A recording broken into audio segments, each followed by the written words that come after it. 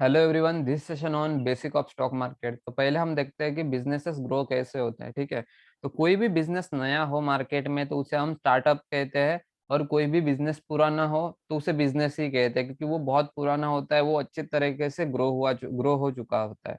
हमेशा एक चीज याद रखो। तो बिजनेस में दो स्केल में की जा सकते हैं। एक छोटी स्केल में कोई भी बिजनेस ग्रो किया जा सकता है, और दूसरा है बड़े स्केल में ग्रो किया जा सकता है। तो छोटे स्केल में ग्रो करने के बाद बिजनेस ओनर को लगता है कि हमारा जो बिजनेस है out of the India and overall India, ये फैलना चाहिए, एक्सपांड होना चाहिए। तो उसे किसकी जरूरत है? फंड की जरूरत है। तो उस टाइम पे जो स्टार्टअप है या वो छोटा बिजनेस है उसे बड़े स्केल पे लाना है, एक्सपांड करना है, तो फंड की जरूरत है। तो वही फंड का जो प्रॉब्लम है वो सॉर्ट आउट करने के लिए बिजनेस ओनर चले जाते हैं बैंक के पास। तो बैंक क्या कहती है उन्हें? हम क्या करेंगे, इंटरेस्ट लेंगे आपसे। जैसे 18% इंटरेस्ट हो गया लोन पे, तो वो आपको पर मंथ बेसिस में चुकाना ही पड़ेगा, कुछ भी हो, आपकी कंपनी लॉस में हो या प्रॉफिट में हो। तो ये रिस्क ना लेने से बिजनेस ओनर को अच्छा लगता है कि हम कहाँ पे चले जाए, नेशनल स्टॉक एक्सचेंज, जो हमारा फाइनेंशियल मार्केट है, जैसे एनएससी। ठीक है, नेशनल स्टॉक एक्सचेंज है एंड बॉम्बे स्टॉक एक्सचेंज है। तो जैसे नेशनल स्टॉक एक्सचेंज पे अगर आप देखोगे, तो नेशनल स्टॉक एक्सचेंज मतलब यहाँ पे आपको कई सेक्टर मिलेंगे। यहाँ पे सेक्टर डिवाइड किए गए हैं। जैसे यहाँ पे मैं आपको दिखा देता हूँ कि जैसे यहाँ पे देखो निफ्टी एफएमसीजी। तो यहाँ पे एफएमसीजी में आपको स्टॉक मिलेंगे हिंदुस्तान यूनिलीवर। और ये जो एफएमसीजी सेक्टर के सभी स्टॉक है वो आपको निफ्टी एफएमसीजी में मिल जाएंगे। निफ्टी 50 में क्या मिलेगा आपको? इस इंडेक्स में आपको मिलेगा टॉप 50 कंपनी। ठीक है, एनएससी में जो टॉप 50 कंपनीज है उसको मिला के निफ्टी 50 इंडेक्स बनाई गई है। उसके बाद हम चले जाते हैं निफ्टी बैंक। निफ्टी बैंक में हमें क्या मिलेगा? जो बैंकिंग सेक्टर के जो सॉरी बैंकिंग सेक्टर के जो सभी स्टॉक है वो आपको निफ्टी बैंक में मिल जाएंगे। उसके बाद निफ्टी आईटी, आईटी कंपनी सब कुछ मिल जाएंगे आपको, निफ्टी ऑटो। ऐसे करके यहाँ पे इंडेक्सेस जो सेक्टर वाइज बनाए गए हैं। ठीक है, आपको इतना समझ आ चुका होगा। उसके बाद हम चलते हैं निफ्टी जो एनएससी वेबसाइट है। यहाँ पे आपको देखो क्या क्या दिया जाता है। यहाँ पे आप टॉप 50 कंपनी का जो आज का जो परफॉर्मेंस है वो कैसे रहा वो आपको पता चला जाएगा। यहाँ पे मिनिमम देखो, एडवांस 12 ही है कंपनीज एंड डिक्लाइन 38 है। मतलब 12 कंपनी ने अच्छा खासा परफॉर्म किया है आज के दिन, एंड 38 कंपनी डिक्लाइन है, वो गिरी है। ठीक है, तो यहाँ पे देखो निफ्टी 50 में जो टॉप कंपनीज है अच्छी खासी परफॉर्म करने वाली, वो यहाँ पे आपको दिख जाएंगी। क्लियर? तो कोई भी कंपनी को नेशनल स्टॉक एक्सचेंज में लिस्ट करने के लिए उसको चले जाना पड़ता है सेबी के पास। सेबी क्या है? Security exchange board of India. तो security exchange board of India क्या करती है, इसके काम क्या है? Security exchange of board of India ये क्या करती है, कोई भी कंपनी हो उसके जो डॉक्यूमेंट रहते हैं, वो उसका जो डाटा है, वो सब कुछ देखने का काम सेबी का रहता है। अगर कोई भी फ्रॉड हो जाता है तो सेबी उस कंपनी के साथ, मतलब जो पहले से देखा जा चुका होता है कि कंपनी यही है, सच सच प्रूफ दे चुकी है, और तभी भी वो कंपनी फ्रॉड करती है, तो उस केसेस में सेबी वहां पे एक्शन ले लेती है। और मोस्ट ऑफ द टाइम ऐसे फ्रॉड नहीं होते। क्यों नहीं होते? क्योंकि अगर कोई भी स्टॉक लिस्टेड है हमारी एक्सचेंज में, तो उसे सेबी पहले से ही उसके जो पूरा डाटा एनालिसिस है वो सेबी पहले से ही करती है, देन उसको अप्लाई करने के लिए देती है आईपीओ में। ठीक है, तो सेबी के पास से गुजर जाने से कंपनी को, जो बिजनेस ओनर को लिस्ट करना होता है ना कंपनी, वो पहले सेबी के पास जाता है, उससे उसके बाद वो चला जाता है, उसको आईपीओ मिलता है। आईपीओ एक फॉर्म होता है, वो फिल अप करने के बाद वो अप्लाई करता है कहाँ पे? एनएससी के पास, नेशनल स्टॉक एक्सचेंज के पास। ठीक है, जो नेशनल स्टॉक एक्सचेंज में अप्लाई करने के बाद आईपीओ मतलब क्या? Initial public offering. अतः इनिशियल पब्लिक ऑफरिंग ये क्या है? इनिशियल पब्लिक ऑफरिंग मींस अगर आपको फंड रेज करना है, बहुत बड़ा पैसा चाहिए आपको बिजनेस स्केल करने के लिए, आउट ऑफ द इंडिया ले जाने के लिए, एंड ओवरऑल इंडिया आपको एक्सपांड करना है बिजनेस, तो आपको थाउजेंड ऑफ सीआर में फंड लगेगा। तो वो फंड आपको गेन करना है, रेज करना है। वो कैसे करते हैं? यहाँ पे पब्लिकली रेज करते हैं, इसीलिए यहाँ पे लिखा है इनिशियल पब्लिक ऑफरिंग। तो आप इंडिया के लोगों को बताओगे कि हमारी company year on year growth कर रही है, कंपनी के क्वार्टर रिजल्ट अच्छे हैं, कंपनी प्रॉफिटेबल है, तो आप हमारे कंपनी में इन्वेस्ट करो। हम आपको हमारे कंपनी का डैश डैश अमाउंट ऑफ जो पोर्शन होगा वो आप पार्ट आपको देंगे। तो जितना आप इन्वेस्ट करोगे उतना परसेंटेज ऑफ पोर्शन आप उस कंपनी के हकदार होंगे, मालिक होंगे। ठीक है? इतना क्लियर हो गया? मतलब आपने किसी कंपनी में इन्वेस्ट किया तो आप ओनरशिप ले रहे हो उस कंपनी की। ठीक है? तो आईपीओ आने के बाद उसका जो एक लिमिट रहता है, कंपनी का इतना फंड रेज़ करना है और मिनिमम फंड रेज़िंग ये है। मिनिमम फंड रेज़िंग जो पॉइंट रहता है, वहाँ तक फंड अगर रेज़ नहीं होता है, जो most of the people interested नहीं रहते उस आईपीओ में, तो वो या वहाँ से क्या हो जाता है, आईपीओ कैंसल हो जाता है और कंपनी लिस्ट नहीं हो जाती। और एक लिमिट है, उस लिमिट को क्रॉस कर देते हैं मोस्ट ऑफ द जो इन्वेस्टर रहते हैं वो क्रॉस कर देते हैं उस कंपनी को, ये लिमिट है, इससे ज़्यादा ऊपर जानी चाहिए, ज़्यादा इन्वेस्टर आने चाहिए, तभी वो क्या होगी, वहाँ पे लिस्ट होगी।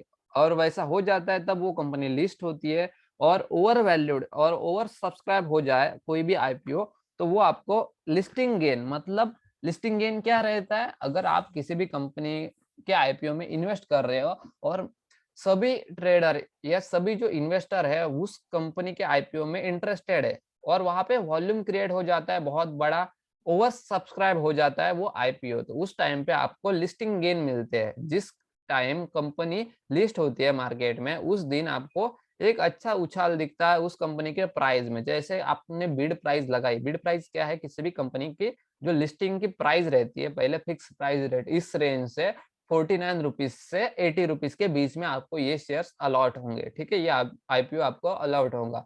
तो वहां पे वो बिड प्राइस आपके लगाने से वो उसी रेंज में आपका जो आईपीओ है वो अलॉट हो जाएगा और आपको वही एक एवरेज प्राइस मिल जाएगी। बट वहाँ पे ओवर सब्सक्राइब हो गया आईपीओ, तो उस टाइम पे वो बिड प्राइस रहते हैं ना, उससे भी ज़्यादा मिनिमम 50% भी प्राइस बढ़ सकती है लिस्टिंग डेज पे। ठीक है? तो मोस्ट ऑफ द ट्रेडर्स भी रहते हैं इसमें, इन्वेस्ट करने वाले और इन्वेस्टर भी रहते हैं। अगर कंपनी सच में ही अच्छा है, तो आईपीओ में लिस्टिंग गेन्स के लिए भी छोटे-मोटे ट्रेडर्स आ जाते हैं और बड़े-बड़े इंस्टीट्यूट भी इन्वेस्ट कर जाते हैं क्योंकि उनको मालूम रहता है कि कंपनी ग्रो करने वाली है। ठीक है? तो ये सब कुछ होने के बाद कंपनी जैसे लिस्ट होती है स्टॉक एक्सचेंज में, तो उसके बाद हमें कहाँ पे जाना है? ये जो ट्रेडिंग अकाउंट है। तो ट्रेडिंग अकाउंट क्या है? ट्रेडिंग अकाउंट ऐसा होता है कि वहाँ पे हम क्या कर सकते हैं? शेयर्स की बाय एंड सेल ये प्रोसेस हम कर सकते हैं। जैसे कि हमें प्रॉफिट एंड लॉस दोनों भी हो सकता है। ठीक है? तो जो इसे ये जो इंटरफेस आपको दिख रहा है, ये है ज़ीरोधा का ट्रेडिंग अकाउंट। ट्रेडिंग अकाउंट अलग रहता है एंड डीमैट अकाउंट अलग रहता है। जैसे मैं आपको दिखाऊँ, ये देखो difference between demat account and trading account. Trading account में क्या होता है, हमेशा एक चीज़ याद रखो, ट्रेडिंग अकाउंट में यही होता है कि कोई भी शेयर को आपको बाय करना है एंड सेल करना है। उसकी जो इंफॉर्मेशन है, उसके बीच का जो दुआ कहते हैं हम, वो कौन है? ब्रोकर है। तो ब्रोकर कौन है? जैसे ज़ीरोधा हो गया, एंजल वन हो गया, अपस्टॉक हो गया, ये ब्रोकर बीच का हमारा दुआ है। वो क्या करेगा? हम कोई भी ऑर्डर प्लेस करेंगे तो उसकी इंफॉर्मेशन कहाँ से कहाँ तक पहुँचाएगा? बायर से लेकर सेलर तक पहुँचाने का जो काम है वो कौन करता है? ये ट्रेडिंग सॉफ्टवेयर करता है। वो ट्रेडिंग सॉफ्टवेयर किसका है? जैसे आप पकड़ लो, ज़ीरोधा का है। तो ये काम करेगा ज़ीरोधा, आपके जो ऑर्डर है वो आपकी जो ऑफर प्राइस होगी या आपकी जो बिड प्राइस, जो आस्क प्राइस होगी वो पहुँचाने का, मतलब जो खरीदने वाला होगा वहाँ तक पहुँचाने का काम ये ट्रेडिंग सॉफ्टवेयर करता है। और ट्रेडिंग अकाउंट होता ही इसलिए कि आप ट्रेडिंग कर सको। क्लियर? उसके बाद आता है डीमैट अकाउंट। डीमैट अकाउंट क्या होता है? डीमैट अकाउंट एक एनएसई का सेफ अकाउंट होता है। वहां पे अगर आप किसी भी कंपनी के शेयर बाय करते हो तो डीमैट अकाउंट का नंबर मिलता है आपको। जैसे कोई भी आपने, जैसे पकड़ लो आप जीरोधा का डीमैट अकाउंट ओपन कर लिया, जीरोधा पे ट्रेडिंग अकाउंट से डीमैट अकाउंट ओपन कर लिया एनएससी का। डीमैट अकाउंट एनएससी से खुलवाया जाता है। जैसे एनएससी ने आपको एक कोड भेजा, डीमैट अकाउंट का आपको बीओ नंबर मिलेगा, वो एनएससी से आता है। तो जैसे कोई भी ब्रोकर, मान लो कोई भी ब्रोकर भाग जाता है और आपके पास डीमैट नंबर है, तो वो आपके कंपनी के जो शेयर्स है वो एनएससी के पास है, ना कि ब्रोकर के पास। आपको अच्छे से समझ चुका होगा कि किसके पास शेयर जाते हैं। शेयर हमारे नेशनल स्टॉक एक्सचेंज के पास जाते हैं। जैसे ब्रोकर भाग गया तो आप वो डीमैट नंबर, जो बीओ नंबर रहता है, वो आप कहाँ पे डाल सकते हो? कोई भी वहां पे एक्टिव ब्रोकर होगा उस टाइम पे, वहां पे जाके वो डीमैट अकाउंट का जो नंबर है, बीओ नंबर, वो आप डाल के आपके जो शेयर्स है आपके हाथ में ले सकते हो, आप बाय सेल उसका कुछ भी कर सकते हो। तो आप समझ चुके होंगे कि डीमैट अकाउंट क्या है एंड ट्रेडिंग अकाउंट क्या है।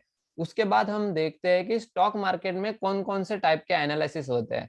तो फर्स्ट जो एनालिसिस होता है फंडामेंटल एनालिसिस। तो फंडामेंटल एनालिसिस में हम देखते हैं कि कंपनी की जो वैल्यूएशन है वो कितनी है, कंपनी का एनालिसिस देखते हैं पूरा, कंपनी की जो ग्रोथ है, company year on year grow कर रही है कि नहीं कर रही है, कंपनी का जो क्वार्टर रिजल्ट है वो कैसा है, कंपनी के पास ज़्यादा डेप्थ है क्या, कंपनी का जो डाटा एनालिसिस रहता है जैसे पी हो गया, प्रॉफिट अर्निंग रेशियो होगा, ये सब कुछ देखने के काम फंडामेंटल एनालिसिस में रहता है। जैसे बैलेंस शीट, एसेट कितने हैं कंपनी के, लायबिलिटी कितनी है, वो देखा जाता है।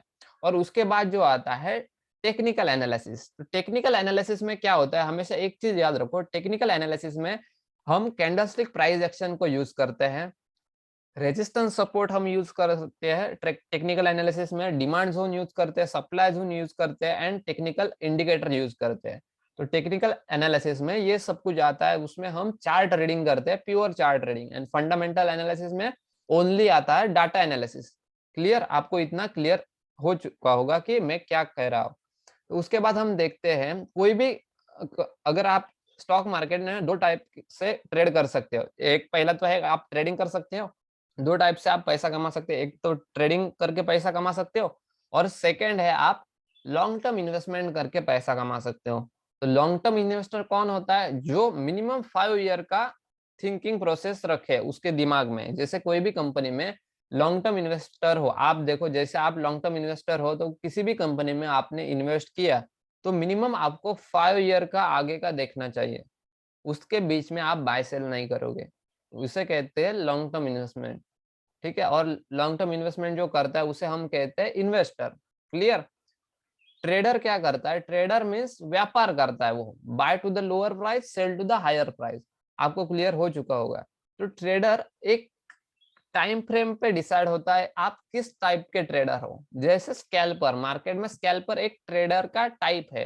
तो स्कैल्पर क्या कहता है, मिनिमम 10 मिनट या मैक्सिमम 15 मिनट इससे पहले बाय सेल करने का वो उस पे वो प्रोसेस पे ज्यादा डिपेंड रहता है। जैसे देखो कोई भी शेयर या कोई भी ऑप्शन बाय कर लिया तो उसे जल्दी से जल्दी बेच देता है, जितना जल्दी हो जाए। तो उसे हम कह सकते हैं स्कैल्पर, वो जल्दी से जल्दी प्रॉफिट बुक करके निकल जाता है मार्केट से। उसके बाद आता है स्विंग ट्रेडर।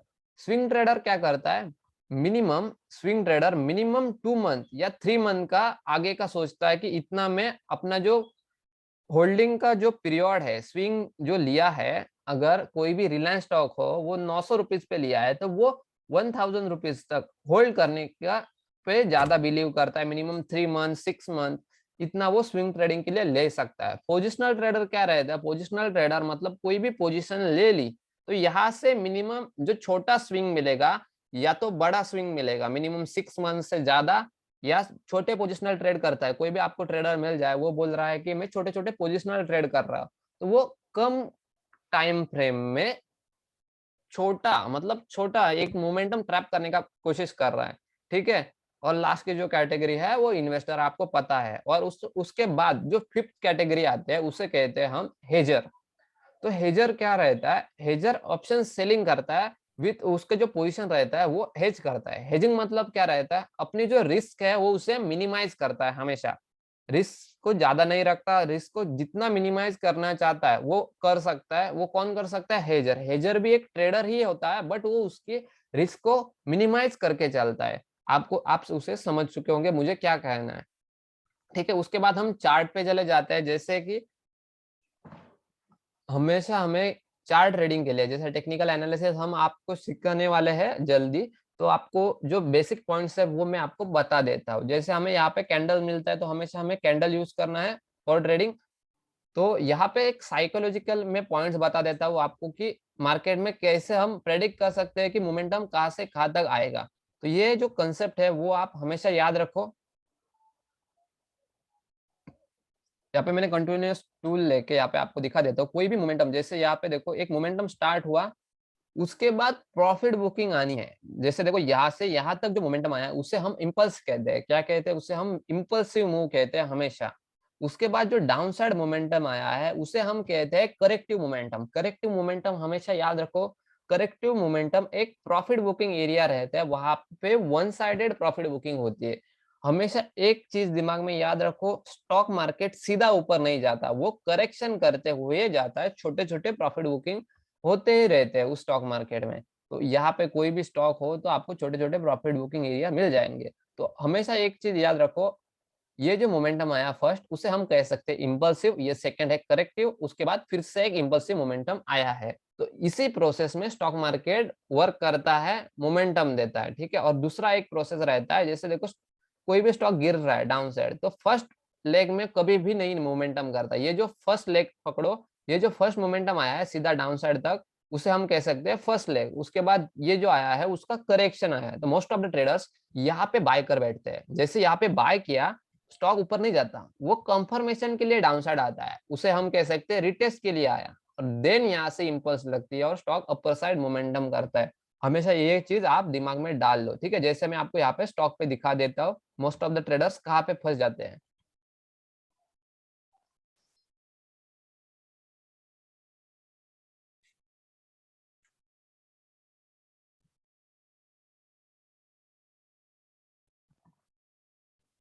ठीक है, तो यहाँ पे मैंने चार्ट ओपन कर लिया है, आपको यहाँ पे दिख जाएगा मार्केट यहाँ पे ओपन हुआ है। ठीक है, तो कोई भी ट्रेडर हो, डिसिप्लिन ट्रेडर हो, मैं बोल रहा हूँ डिसिप्लिन ट्रेडर हो, तो वो क्या करेगा, हमेशा प्राइस को सस्टेन होने देगा वन साइडेड। अगर कोई भी स्टॉक या कोई भी इंडेक्स को वन साइडेड मोमेंटम करना है तो वो क्या करेगी, हमेशा फर्स्ट 10 मिनट कैंडल के ऊपर सस्टेन होने की कोशिश करेगी। अगर उसे साइडवेज जाना है, एक रेंज में जाना है, मोमेंटम करना ही नहीं है, वो क्या करेगी, मोमेंटम करने का सोचेगी नहीं, वहां पे एक रेंज में चली जाएगी, मोमेंटम ही नहीं करेगी अगर उसे करना नहीं है। और मोस्ट ऑफ द ट्रेडर्स वहीं पे कैचअप हो जाते हैं, लॉस कर जाते हैं। क्यों? क्योंकि अगर स्टॉक का ही मूड नहीं मोमेंटम करने का, तो आप क्यों फोर्स कर रहे हो।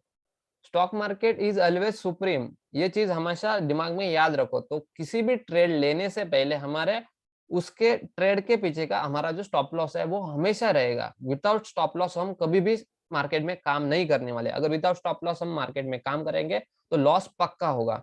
ठीक है, उसके बाद हम देखते हैं यहाँ पे देखो फर्स्ट 10 मिनट कैंडल के ऊपर प्राइस जैसे रुक जाती है, तो आपको एक कंफर्मेशन मिल जाता है कि प्राइस बहुत इंटरेस्टेड है ऊपर के साइड मोमेंटम करने के लिए। ठीक है, बाइंग का एक जो मोमेंटम है वो करने के लिए प्राइस इंटरेस्टेड है। देखो आप प्रीवियस डाटा और प्रीवियस हिस्ट्री भी चेक किए होंगे तो आपको पता चल जाएगा, फर्स्ट 10 मिनट कैंडल का हाई लो मार्क करो, उसके ऊपर प्राइस सस्टेन हो जा रही है, तभी वो ऊपर की तरफ मोमेंटम करेगी। बट जो बिगिनर्स रहते हैं उनको वैसा नहीं चाहिए। उनको क्या चाहिए, हमें आज के आज ही पैसा कमाना है, फर्स्ट 15 मिनट में ही कमाना है या फर्स्ट हाफ में ही कमाना है। तो कुछ लोग रहते हैं वो क्या करते हैं, मार्केट फर्स्ट ओपन हुआ, 10 मिनट कैंडल को यहाँ पे ओपन हुआ, तो यहाँ पे कहीं पे भी एंट्री ले जाते हैं। जैसे देखो मैं टाइम फ्रेम कम कर देता हूँ तो आपको पता चल जाएगा कि फर्स्ट 10 मिनट में क्या क्या मोमेंटम होता है और कैसे प्राइस बिहेव करती है। ये देखो ये आज का चार्ट है, ठीक है। तो मार्केट ओपन होती है 950 को, जैसे मार्केट ओपन हुआ 950 को, कहाँ पे ओपन हुआ, यहाँ पे ओपन हुआ। तो मोस्ट ऑफ द ट्रेडर्स यहाँ पे क्या करेंगे, सीधा यहाँ पे मार्केट ऑर्डर पे एंट्री ले चुके होंगे, क्योंकि उनका कोई एनालिसिस नहीं है, कोई कुछ भी नहीं देखा है, उसने टेक्निकल एनालिसिस नहीं देखा है, ना कोई प्राइस एक्शन देखा है। ठीक है, तो वो ट्रेडर्स रहते हैं वो यहाँ पे लॉस कर बैठते हैं, क्योंकि उनका स्टॉप लॉस ही उनको पता नहीं होता कि कहाँ पे लगाना है। जैसे मैंने आपको एक साइकोलॉजिकल पॉइंट बताया है कि फर्स्ट 10 मिनट कैंडल के ऊपर प्राइस को रुकने दो, जैसे प्राइस रुक जाती है तब आपको पता चल जाए कि प्राइस अच्छे से इंटरेस्टेड है, अपर के साइड मोमेंटम करने के लिए इंटरेस्टेड है। अगर इंटरेस्ट ही नहीं पता चल रहा होगा तो मोस्ट ऑफ द ट्रेडर्स यहाँ पे लॉस कर बैठते हैं। कहाँ पे, यहाँ पे एंट्री ले जाते हैं और यहाँ पे स्टॉप लॉस लगा देते हैं। जैसे स्टॉप लॉस हिट हो जाता है देन मोमेंटम आता है मार्केट में। तो ये जो साइकोलॉजिकल पॉइंट्स है ना वो इंपॉर्टेंट है, आपको रुकना चाहिए स्टार्टिंग में। जैसे मार्केट ओपन हो जाता है तो आपको रुकना है मिनिमम 15 मिनट, मार्केट कैसा बिहेव कर रहा है, मार्केट को मोमेंटम तो फिक्स होने दो, कहाँ पे मोमेंटम कर रहा है। ठीक है, तो ये चीज हम हमेशा देखेंगे यहाँ पे कि मार्केट का जो मोमेंटम है किस साइड पे है। ओके, आपको ये सब कुछ क्लियर हो चुका होगा कि स्टॉक मार्केट क्यों रहता है। एक रिकैप लेता हूं मैं यहाँ पे, स्टॉक मार्केट इस वजह से रहता है कि फंड रेजिंग पर्पस, जो बिजनेसेस है वो बैंक के पास चले जाते हैं, क्योंकि वहां पे लोन मिल सकता है, बट बैंक क्या कहते हैं उनको, इंटरेस्ट। वो इंटरेस्ट बचाने के लिए स्टॉक मार्केट पे के पास आते हैं, स्टॉक मार्केट में कंपनी लिस्ट होती है, देन इन्वेस्टर आते हैं, कंपनी ग्रो होती है, और ऐसे जो फंड है होता है जो उससे कंपनी को चाहिए वो रेज होता है, और वो फंड, रेजिंग फंड क्या करती है कंपनी, अपने बिजनेस को बड़ा करने के लिए, एक्सपांड करने के लिए, बड़े स्केल पे ले जाने के लिए यूज करते हो। और जैसे प्रॉफिट होता है, जो शेयर की प्राइस है वो बढ़ जाती है धीरे धीरे, और इन्वेस्टर को फायदा होता है। ये आपको समझ चुका होगा। Thank you.